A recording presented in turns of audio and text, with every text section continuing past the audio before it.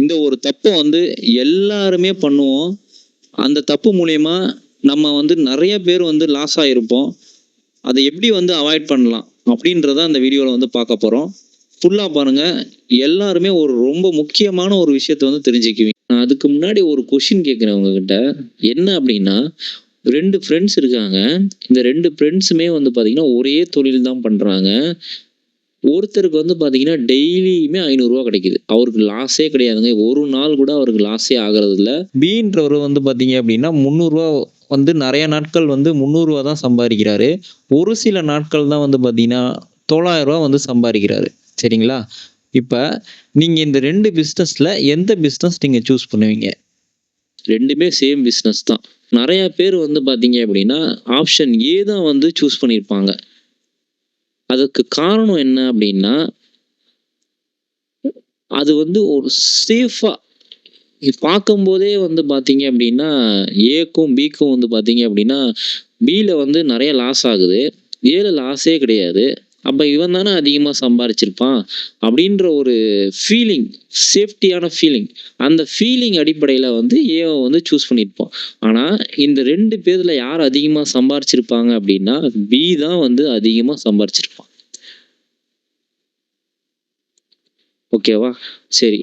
இப்போ ஒரு ஷேரை வந்து செலக்ட் பண்ணுறதுக்கு முன்னாடி நம்ம என்ன பண்ணக்கூடாது அப்படின்னா, ஒரு ஃபீலிங்ஸ் பேஸ் பண்ணி ஒரு ஷேரை வந்து சூஸ் பண்ணக்கூடாது.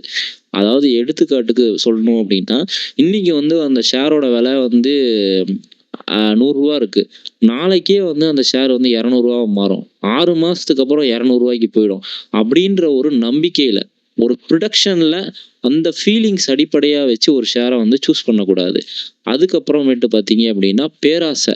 இன்றைக்கி பின்னி ஸ்டாக் வந்து ஒரு 2 ரூபாய்க்கு வாங்கினேன் அப்படின்னா ஒரு 6 மாதம் கழிச்சு ஒரு 10 ரூபாய்க்கு போச்சுன்னா எனக்கு எவ்வளோ லாபம் கிடைக்கும் அப்படின்னு சொல்லிட்டு ஒரு பேராசையில் வந்து ஒரு ஸ்டாக்கை வந்து சூஸ் பண்ணக்கூடாது.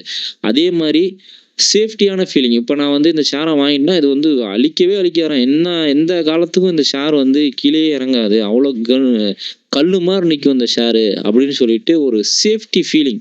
அந்த மாதிரி எந்த ஒரு ஃபீலிங்ஸுமே இல்லாமல் ஒரு ஷேரை வாங்கணும்.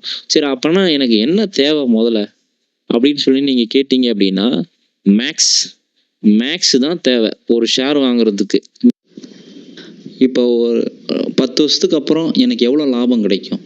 சப்போஸ் அந்த கம்பெனி ஒழுங்காக சரியில்லை, எல்லாமே நஷ்டமாக போயிடுச்சு அப்படின்னா எனக்கு எவ்வளோ நஷ்டமாயிருக்கும்? அந்த மாதிரி விஷயத்தெல்லாம் வந்து தெரிஞ்சுக்கணும் அப்படின்னா மேக்ஸு தான். அது ரொம்ப பெரிய மேக்ஸ்லாம் தேவையில்ல, ஜஸ்ட்டு கூட்டல் கழித்தல் தெரிஞ்சாவே போதும். ஒரு ஃபீலிங்ஸ் அடிப்படையில் ஒரு ஷேரை வாங்கிட்டு அது வந்து ஒழுங்காக ரிசல்ட் கொடுக்கல அப்படின்னும்போது அதை விற்றுட்டு வெளியே வரவங்க நிறைய பேர் இருக்காங்க. அதனால் நம்ம ஒரு ஷேர் மார்க்கெட்டில் இன்வெஸ்ட்மெண்ட் பண்ணுறோம் அப்படின்னா கண்டிப்பாக வந்து ஒரு மேக்ஸ் அடிப்படையில் இன்வெஸ்ட்மெண்ட் பண்ணிங்க அப்படின்னா அது லாஸே ஆனாலும் இதில் இந்த லாஸ் ஆகுது அப்படின்னா இது எப்போ வந்து எனக்கு இந்த லாஸ் வந்து எனக்கு ப்ராஃபிட்டாக மாறுன்ற முதற்கொண்டு நம்ம வந்து கால்குலேட் பண்ணி தான் இன்வெஸ்ட்மெண்ட் பண்ணுவோம். அப்படி பண்ணும்போது நம்ம பணம் வந்து நம்மக்கிட்ட சேஃபாக இருக்கும்.